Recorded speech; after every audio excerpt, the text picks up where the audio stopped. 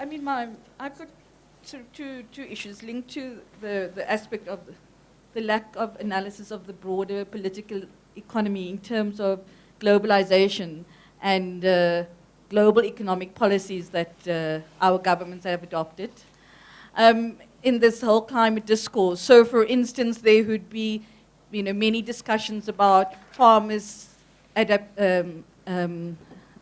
to climate change, and they have to change their planting seasons and change their seeds. But somehow, the whole aspect of trade and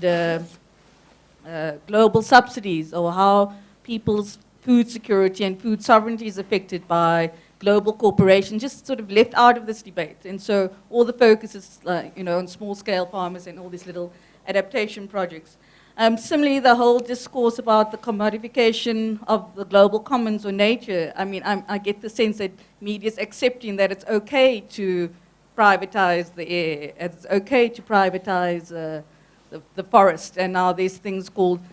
soil carbon credits. So there's even, the very soil that we grow food has become a commodity. So again, so the whole discourse seems to be, how could we make, as much money out of climate change? Not we, business. So there's I feel that in this whole